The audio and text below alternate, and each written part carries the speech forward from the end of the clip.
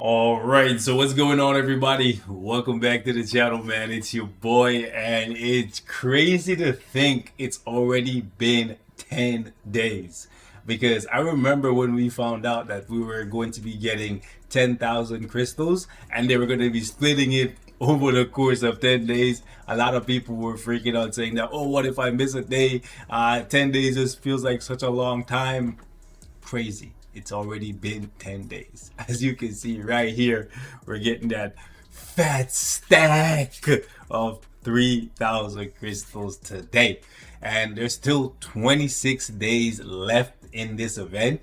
So you can still start logging in today and get yourself 10,000 crystals. I'm not too sure what happens if you miss a day while you start checking in.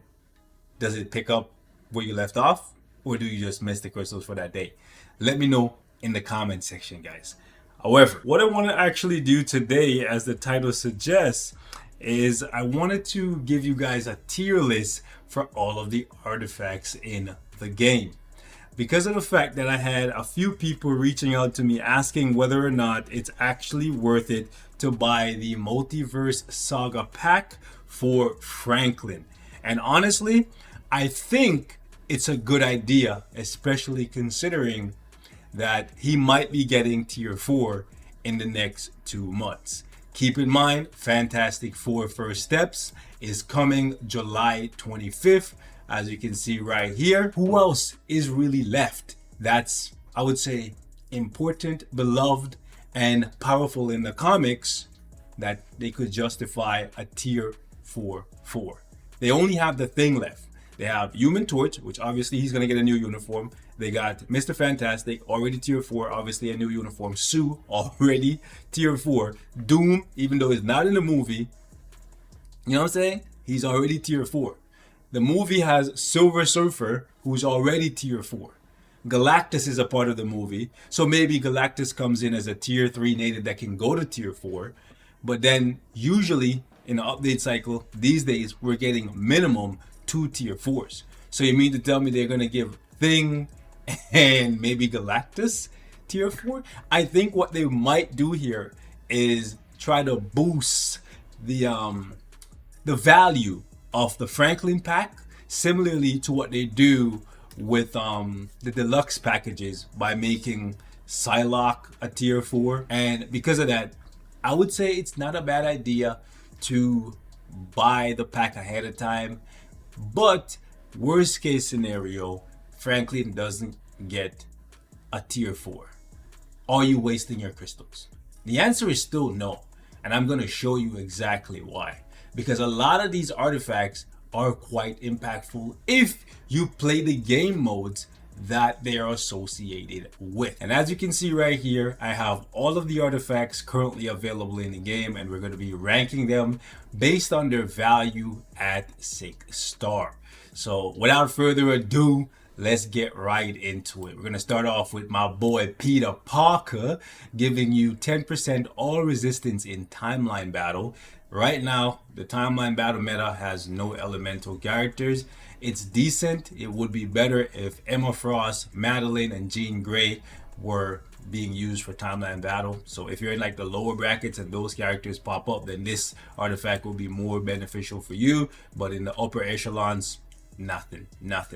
I would say this one right here is, I would say, one of the best ones you can upgrade, because it just gives you a flat 21% increase to your instinct attack, which benefits all of your tier 4 characters. Okay, obviously every character in the game has a little bit of instinct attack, but the tier 4s really benefit from the instinct buff. Okay, next up we got Aunt May. I would say this one is very bad because of the fact that it gives you 21% lightning damage, but it only applies to timeline battle. You're never going to be using Thor, Storm, Jane Foster, Beta Ray Bill with his base kit. There's no lightning character that you use for timeline battle. If this applied to World Boss, then it would be great for PvE. But unfortunately, that's not the case. This one right here, timeline battle, gives you 15% basic damage decrease from humans. This is great because it gives you a little bit of protection from Sentry. Okay, 15% damage reduction from, because Sentry is literally the only human right now that's in the top 5, right? Top 5, top 5, top 5. Anyways, so I would say it's great. Since it only applies to one, like it's only giving you protection against one character, it's truthfully just decent. But because of how powerful Sentry is, any damage reduction against them is great in my opinion.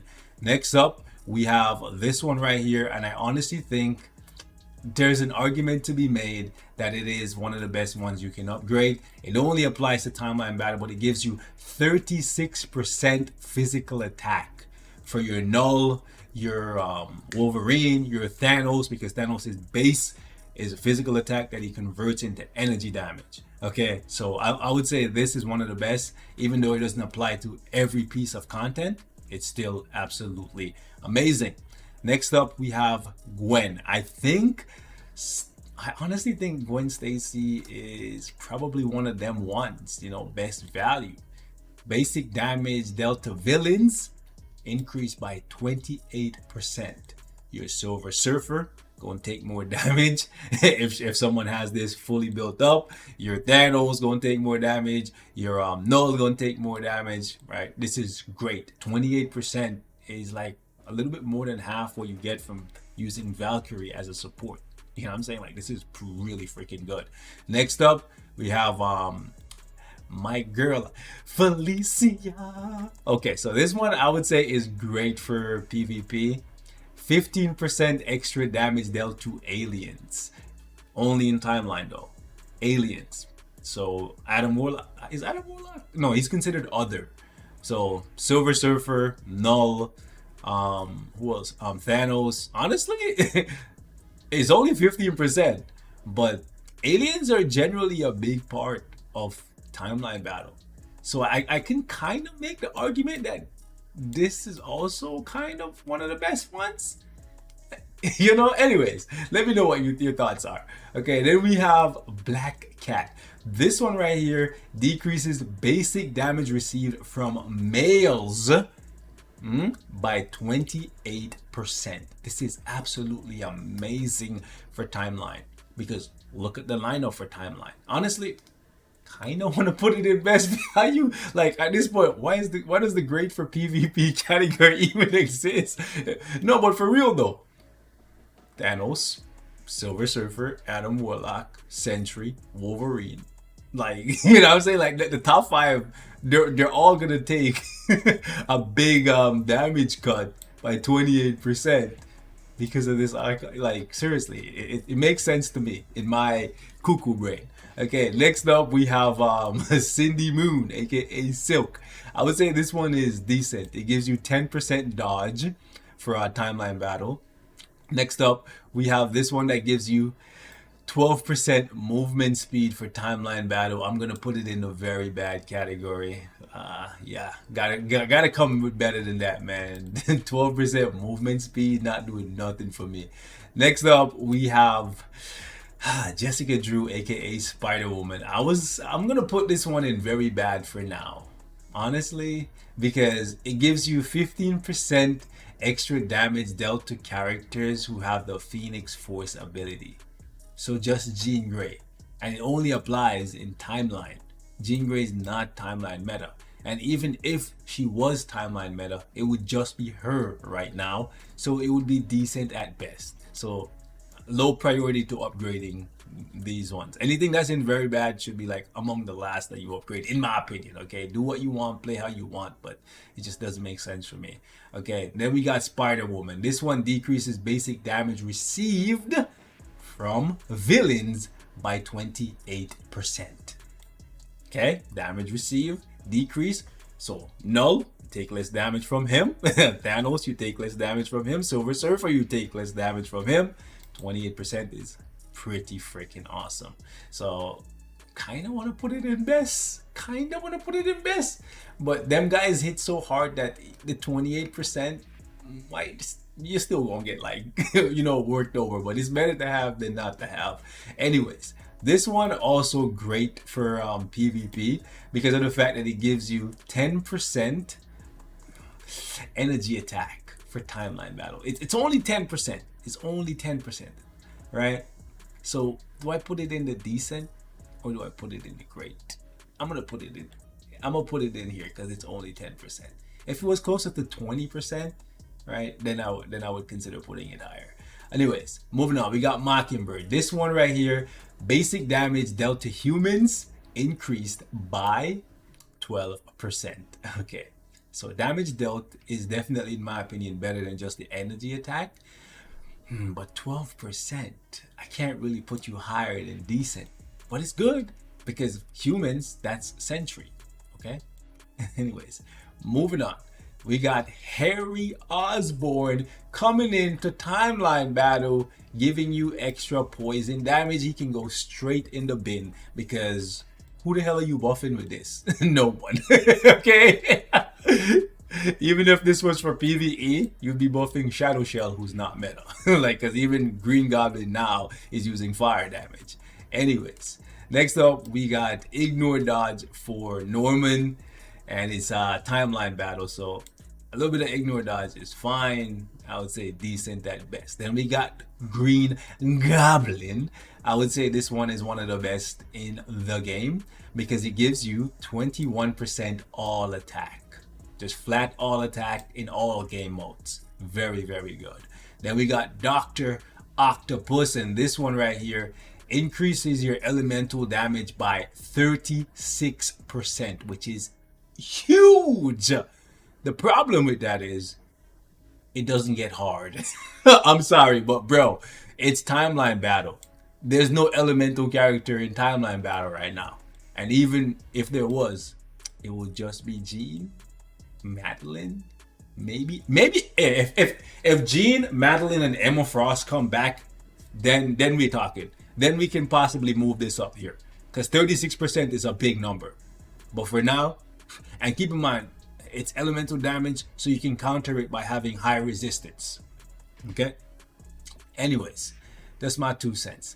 Recovery rate for timeline battle. This is 12%.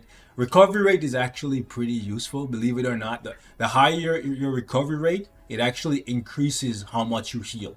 So this is very important. For any of you guys who don't know, that's what recovery rate does. If you ramp up your recovery rate high enough, you can almost double the amount that you heal. So if a skill says 10% and you have super high recovery rate, you can actually heal up to 20%. That's how impactful recovery rate is. But he's only giving you 12%, so it's nothing crazy. If it was like 40 or 50%, that would be insane. Anyways, next up we got Lizard Doc Kurt Connors. Anyways, decrease damage. Why did I say that? Decreases basic damage received from people with a strong ability by 15%. It's timeline battle. I believe Thanos has the strong ability tag. I would have to double check. It's decent. It's decent.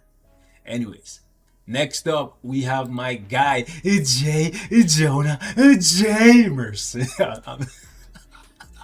Yo, I have problems, bro. I'm just having fun with these tier lists, man. Anyways, basic damage dealt to energy projection characters increased by 15%. It's decent.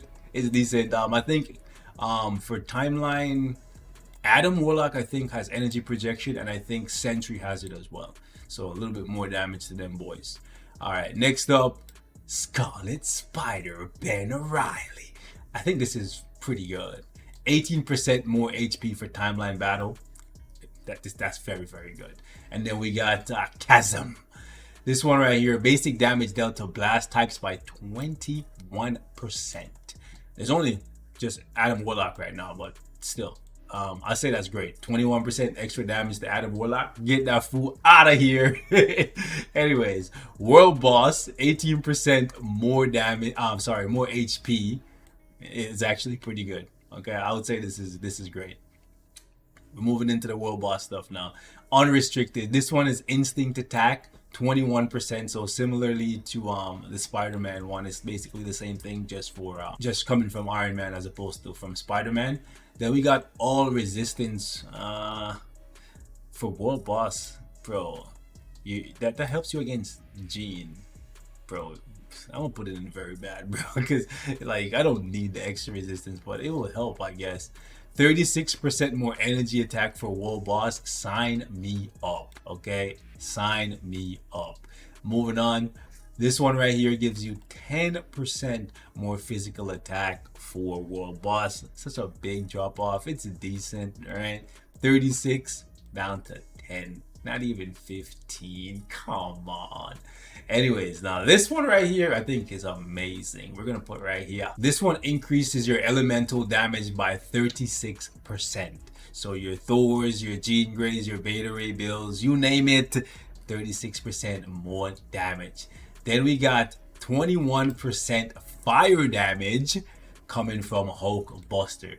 Such a weird place to be getting fire damage from, you know, but you combine this with this and you're looking at 57% more fire damage from your Ghost Rider, your Jean Greys, etc. That's cooking, bro. They get fried up. Somebody opened a kitchen in that motherfucker. Anyways, this one right here, all attack, 10% for world boss. This one right here is actually quite interesting. I kind of want to put it in great for PvE because it gives you 28% extra damage to females. Okay, so Black Swan, Jean Grey. I wonder if this counts for Proxima since he's a part of the stage with Chorus. Interesting. So if you struggle against Black Swan and Jean Grey, 28% extra damage to them I think is great. But you could justify putting it in decent since the majority of the bosses are males. Moving on. This one right here decreases basic damage received from boss types by 28%. So it's okay. It's okay. You know what? It's all the bosses. It bumps up your survivability significantly. I'm going to put it great. But honestly, if you're dying in World Boss, get good. You know what I'm saying? Like you shouldn't be dying. If anything, you should be running out of time, because that means you just need to increase your attack stats. If you're dying, it just kind of means you suck. Or you're using the worst characters, you know, but whatever. Anyways, moving on. This one gives you 12% ignore dodge. It's decent for our world boss. Happy gives you extra damage to mutants, 15%. I think it's decent as well because it's literally just Jean. All right, moving on.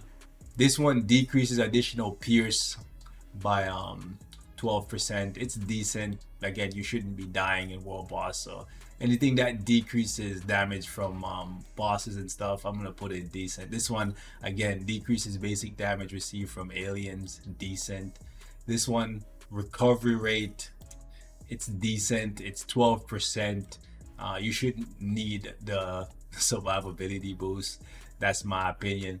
This one, here's the thing. It's 21% increase to cold damage. But realistically, Luna Snow is not the best world boss character, and this only applies to world boss. They really need to release some emblems for the other game modes like AC, Alliance Battle, etc. Right? So I'm gonna put this in decent because Luna Snow and Storm are pretty much the only cold characters, and both of them are not really great for world boss. But if we ever get stronger cold damage characters, then we talk it. Like if Misty Knight gets a tier 4 and just starts hitting like a fucking god, who knows. This one gives you extra dodge for our world boss. That's mid in my opinion. Whiplash gives you 15% extra damage to all of the alien types in world boss. I think it's pretty good. Next up we got Nick Fury. Similarly to Iron Man and Spider-Man, this one gives you 21% instinct attack. And then we got Phil Coulson coming in with the big 36% extra physical attack. But it's only for dimension rifts. So sad. So sad. Because realistically, like if you're struggling to clear rifts, then this is important, I guess. But bro, it's rifts, bro. It's rifts. That like you could justify it being great or even one of the best, but dimension risk, fam. Anyways, moving on. This one gives you 10% extra attack for, say it with me now, Dimension Rift.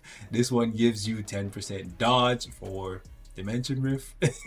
Pretty much all of the ones that buff you for Dimension Rift are just decent at best, right? Let me go right here so you can see.